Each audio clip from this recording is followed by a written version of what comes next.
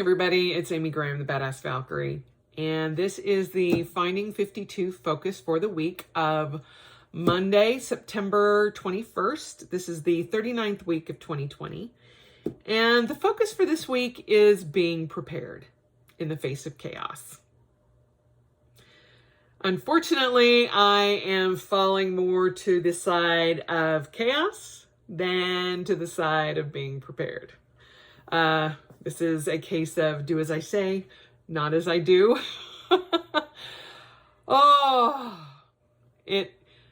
Life was so much easier at 6 o'clock this morning. I had a physical therapy appointment today at 7. And when I woke up, or when I went to bed last night, I thought, do I want to get up a half hour earlier so that I can get my run in before my physical therapy? Or do I want to sleep in a half hour later and then do my run after physical therapy? I decided to take that half hour and sleep. Oh, how I wish I had not done that, because my physical therapist decided today was the day he was going to torture me. Oh, he broke me in many, many, many ways. I barely got a mile done at noon walking, and that was after painkillers, after ibuprofen, after icing myself down.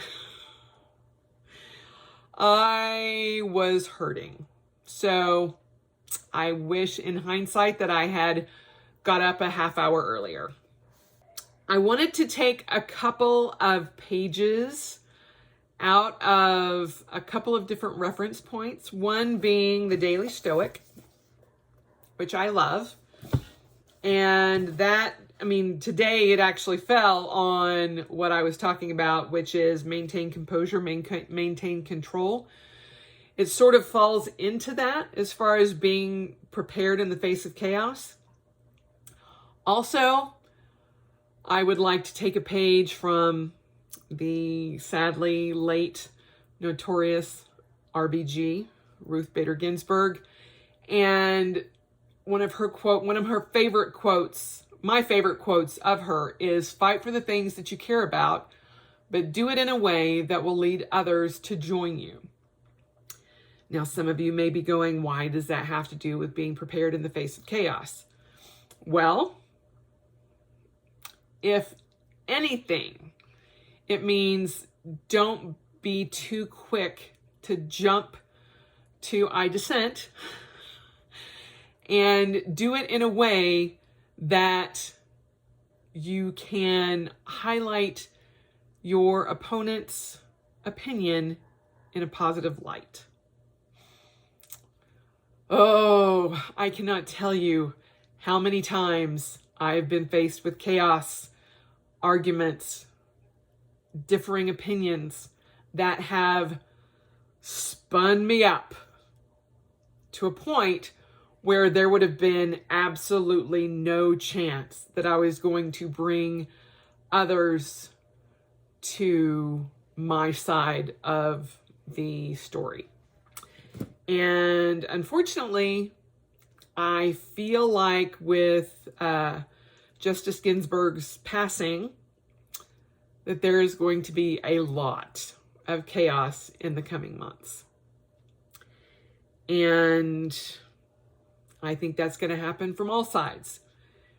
And the only thing that I can say to that is, again, fight for the things that you care about, but do it in a way that will lead others to join you, not fight against you.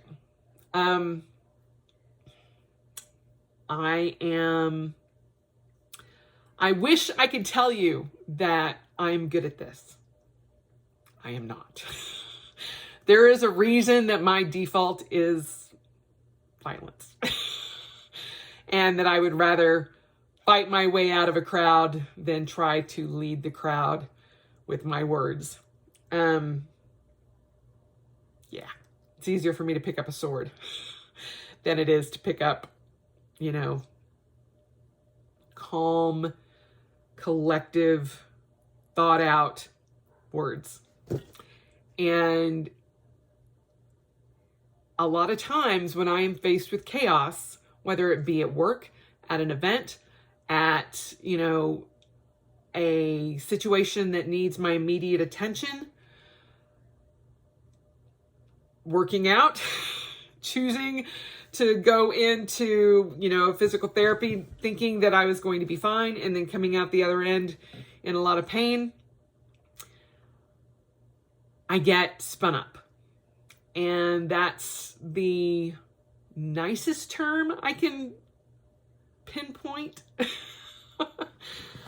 I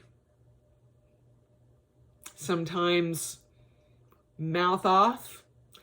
One of my husband's favorite things to tell me is, your mouth writes checks your body can't cash anymore. And I'm like, what? And it pegs me. And now he just does it to irk me a little bit. But there are things that can set me off in an instant. And I would much rather be the type of person that Justice Ginsburg was, that thought of her responses, thought them out, wrote them out, was not prone to frivolous words, didn't go off on tangents, not a lot of small talk. I've been reading different articles about her this past few days, and I rewatched RBG, and one of the reoccurring themes is that she was a no-nonsense, straight to the point, very truthful, very poignant woman in her opinions, in her discussions, in her arguments, all of that. And there was not a lot of fluff. There were not a lot of tangents. And I wish I could be that way. I wish I could embrace that more, because I feel like I would be much better prepared when chaos does hit than I am now. So if something happens out of my norm, I get spun up. I get flighty. I get to a point where I'm like, I gotta do this, I gotta do that, I gotta do this. It's hard for me to prioritize in an instant. There's a reason I like lists and planners and all of that, because it's like, boom, boom, boom, boom, boom. I can go through and go, there's my list. If it's not on this list, it is not getting done.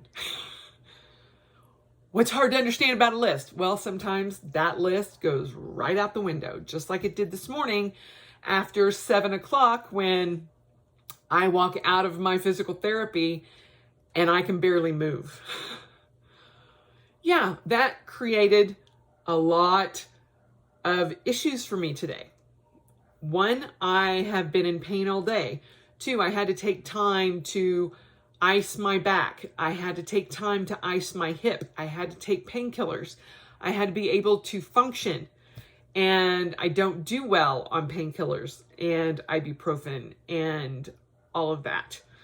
So not only did that hour cause me issue with my run, my eating, my caffeine tolerance, all of that, it just had all of these different domino effects that, I look back at it and go, that was, I was woefully unprepared.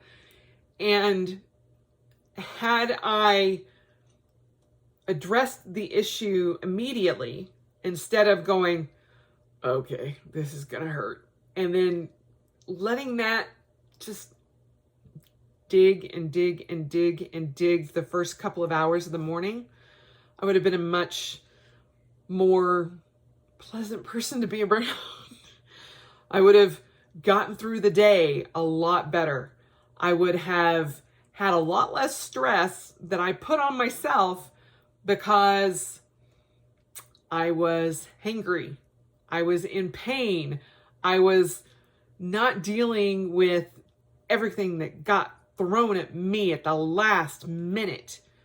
Well, and I realized when I got to do my bare minimum to keep my streak going, which was walking a mile at a very slow pace, in pain, going, oh my gosh, I'm not going to make it.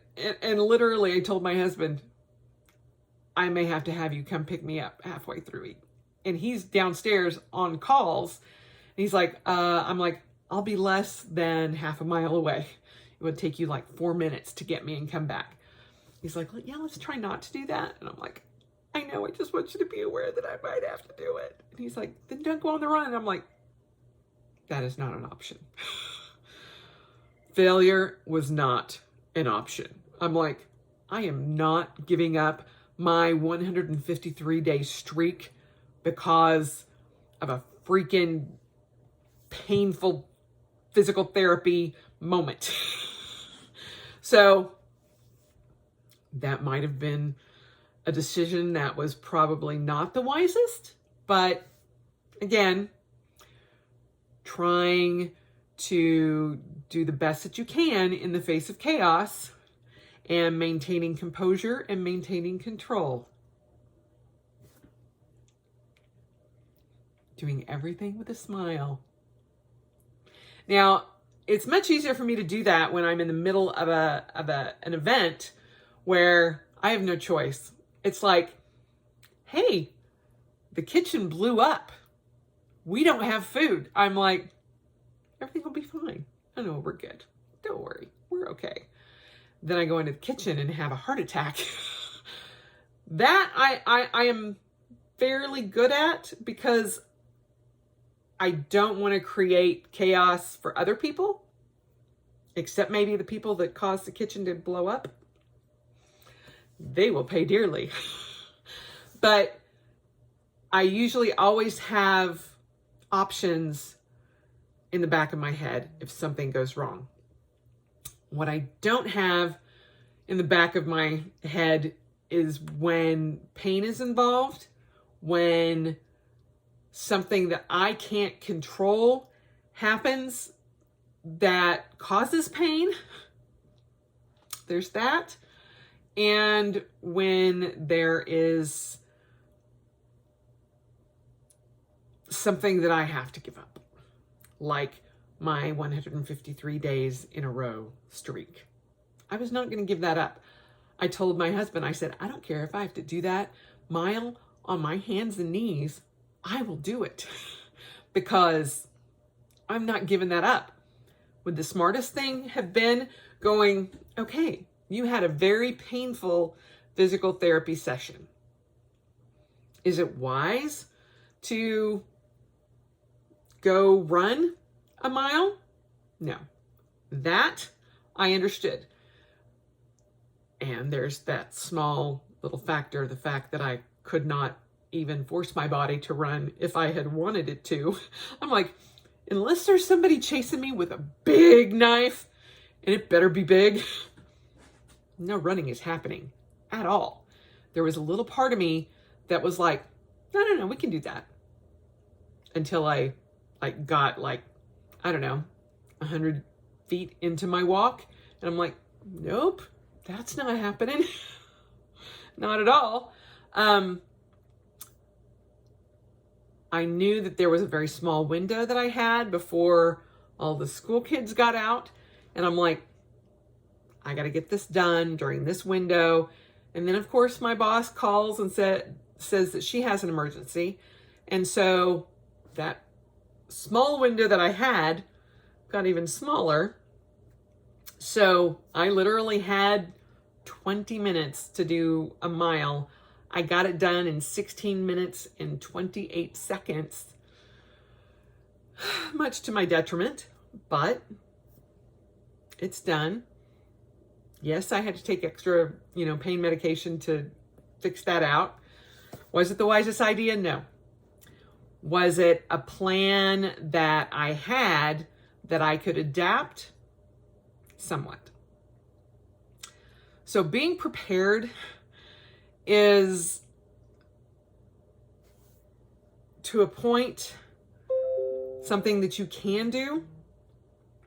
It's not always going to be a win-win situation, but when issues arise and not getting spun up about it and being able to think more logically, that's when the whole maintaining composure and maintaining control fits in. I had planned to do this video as soon as I got home from physical therapy. Greg was still asleep. I was good. I would have been able to upload it without hindering the speeds that he has to deal with for his calls, all of that. As it is now, it's 5 o'clock. Hopefully the video will be small enough that it won't impact him too much, but it's not nearly the best scenario. Again, being prepared in the face of chaos would have helped this tremendously. But again, pain involved, not thinking clearly. So going forward, will I have a better plan when and if this happens again? Yes. From the lessons learned today, I will have a much better plan. I will have a much better plan when my boss calls and says, hey, I need you to step into whatever and take care of that for me. Okay. Probably not the best idea to call your boss's spreadsheet stupid. Luckily, I followed that up with LOL. Again, how to win friends and influence people, that kind of thing. How to bring people to your side of the argument is to not piss them off, not anger them more, bring them over to your ideas. So that's kind of where we're at right now. This is not going to be the long diatribe that I usually do. I'm trying not to go off on tangents because, most importantly, still in pain. So hopefully that'll be gone tomorrow. I had thought about not doing this video until tomorrow, but I didn't want to do that either. So being prepared in the face of chaos. Hopefully you do it better than I do. I will say one positive tangent-like thing, just because I did get my Hobonichi order placed last night. I'm very excited that it is now being processed and will hopefully be here in the next 10 days. Fingers crossed. I do have some other unboxing videos to do. I'm also going to be doing a couple of videos on my Hobonichi, how I use the bullet journal method, specifically in my Hobonichi Cousin Avec. And then also, once the new planner that I have coming in to replace the Wonderland 222 planner, I will do an unboxing of that and show you how I'm using that in conjunction with my Cousin Avec. But there are some other things down the pike coming. If there are other things that you want me to specifically highlight on within either my Hobonichi order or if you have questions about the Hobonichi line, feel free to let me know. I've been with them the past 4 years. I have no intention of going away from them. I love them tremendously. So, and I've used almost everything. The only thing that I haven't used is their 5-year Techo, and I have one on the way. So every other book that they've had, I have used in one form or another. So I am happy to give any type of help that I can for those of you who are looking to purchase. So let me know.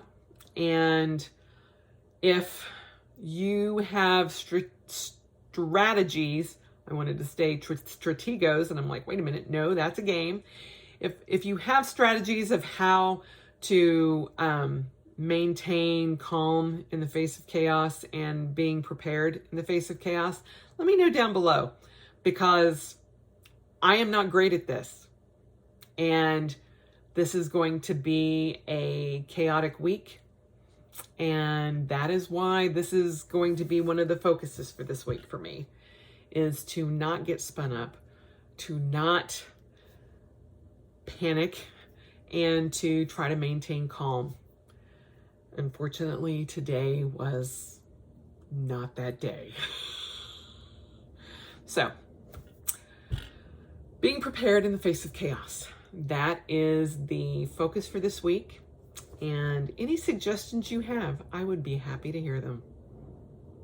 Because not only am I trying to impart that focus to you, I'm trying to impart that focus to me. Channeling my inner Notorious RBG. There you have it. This is a focus that I'm not great at and need more help with, which is why we're here. So, as always, spend the rest of your life celebrating, because, you know, if you're not celebrating, you're usually having some sort of tizzy fit, much like earlier today, and that's just no good for anybody. So, believe me, celebrating is much more worthwhile.